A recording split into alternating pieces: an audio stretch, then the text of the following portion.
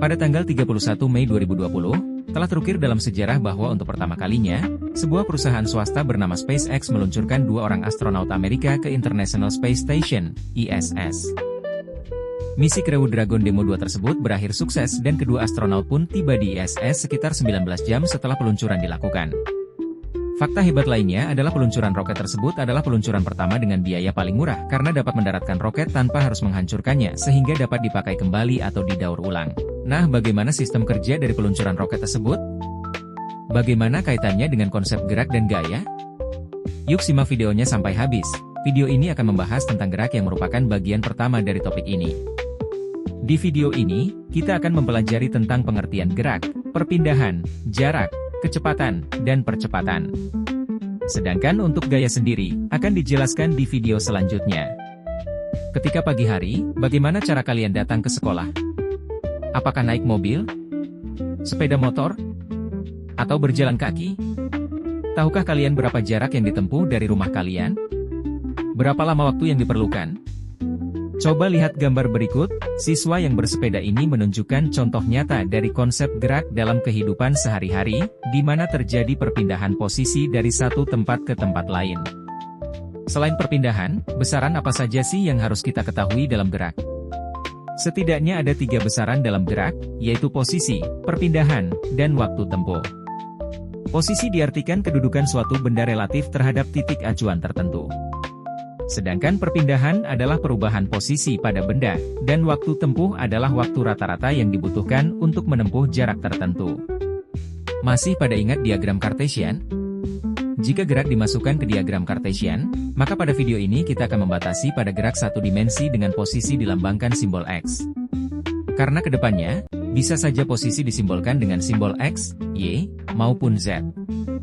Misalkan rumah kalian sebagai posisi awal, X0, karena tempat mulai kalian bergerak dan sekolah sebagai posisi akhir, XT, maka perpindahan ketika berangkat sekolah adalah pengurangan posisi akhir. Sekolah, dikurangi dengan posisi awal, rumah kalian.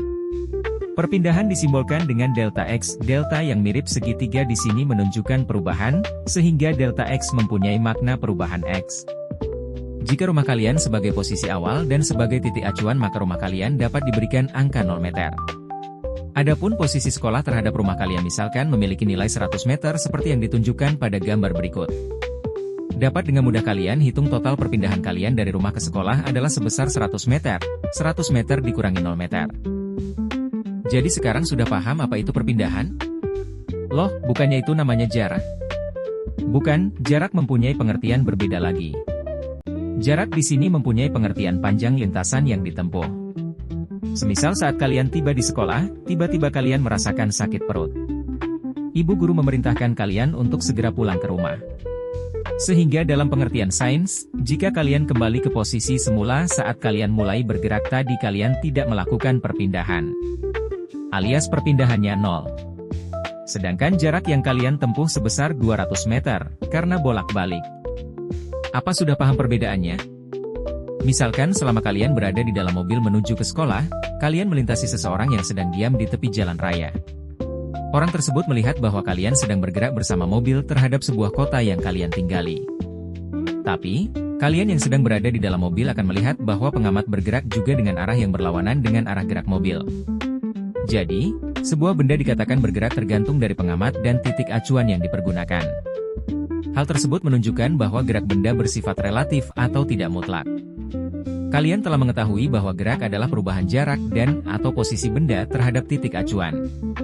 Saat kalian melihat orang di pinggir jalan, apakah ia bergerak? Apakah termasuk gerak nyata atau gerak semu? Gerak semu adalah benda yang sebenarnya diam, namun oleh pengamat teramati bahwa benda tersebut seolah-olah bergerak. Gerak semu biasanya diakibatkan oleh keadaan pengamat yang sedang berada dalam suatu sistem yang bergerak. Contoh gerak semu yaitu pada saat kita naik bus, pohon-pohonan di tepi jalan seperti bergerak berlari meninggalkan kita. Padahal sebenarnya, yang bergerak adalah bus saat kita sedang berada di dalamnya. Jadi kita semua bergerak relatif. Jarak yang ditempuh suatu benda diukur dari seberapa banyak panjang lintasan benda itu telah bergerak. Ketika jarak dibandingkan dengan parameter waktu, akan didapatkan besaran baru yaitu kelajuan. Semakin besar kelajuan, semakin cepat sampai tujuan. Hal itu yang menyebabkan waktu sampainya berbeda-beda. Dengan membandingkan jarak tempuh terhadap waktu, maka kalian akan mendapatkan nilai kelajuan sebuah benda ketika bergerak. Kelajuan dapat ditulis dalam persamaan berikut.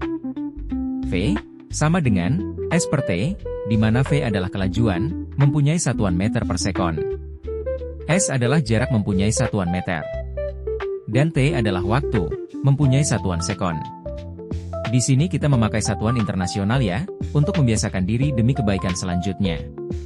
Coba kalian ingat kembali, apakah saat naik kendaraan atau mobil ketika menuju sekolah laju mobil tersebut terasa cepat atau lambat? Atau berubah-ubah? Faktanya kelajuan yang tetap ketika mengendarai itu sangat susah diterapkan. Sehingga muncullah konsep kelajuan rata-rata, yang lebih praktis. Kelajuan rata-rata, ialah kelajuan gerak benda yang menempuh jarak perpindahan tertentu, di mana tidak setiap bagian dari jarak itu ditempuh dalam waktu yang relatif sama. Untuk kelajuan rata-rata berlaku persamaan berikut. V bar sama dengan sigma S dibagi sigma T, di mana V bar adalah kelajuan rata-rata, satuannya meter per sekon. Sigma S adalah jumlah jarak yang ditempuh, dan sigma T adalah jumlah waktu yang dibutuhkan. Sebentar, bukannya harusnya kecepatan ya? Kok malah kelajuan? Menurut kalian apakah kelajuan dan kecepatan itu adalah hal yang sama? Perhatikanlah contoh persoalan berikut ini. Jika kalian melangkah ke kanan sejauh 100 m dalam sumbu X, kemudian kembali melangkah ke kiri sejauh 50 m ditempuh dalam waktu 25 sekon. Berapakah total jarak tempuh yang kalian lakukan? Berapakah perpindahan yang terjadi?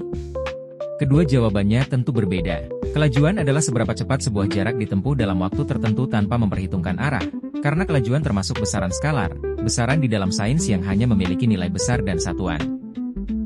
Adapun kecepatan adalah besarnya perpindahan persatuan waktu.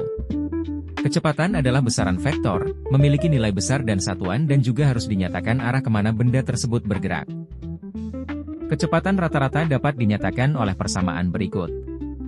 V vektor sama dengan delta X dibagi delta T, simbol yang mirip segitiga kemudian dibaca delta, sedangkan tanda panah di atas huruf V menandakan bahwa V adalah besaran vektor. Di mana V adalah kecepatan, satuannya meter per sekon. Delta adalah perpindahan benda, satuannya meter. Dan delta T adalah perubahan waktu, satuannya sekon. Selama bergerak, kecepatan sebuah benda berubah-ubah. Perubahan tersebut bisa berupa perubahan nilai saja, perubahan arah saja, atau perubahan nilai dan arah. Perubahan tersebut ada yang cepat dan ada yang lambat. Besaran yang digunakan untuk mengukur perubahan dinamakan percepatan. Percepatan dapat dituliskan dengan persamaan berikut. A sama dengan VT dikurangi V0 dibagi dengan TT dikurangi T0. Di mana A sama dengan percepatan gerak benda, satuannya m per sekon kuadrat. V0 sama dengan kecepatan awal, satuannya m per s. VT sama dengan kecepatan akhir, satuannya m per s. T0 sama dengan waktu awal, satuannya sekon. Dan TT sama dengan waktu akhir, satuannya sekon.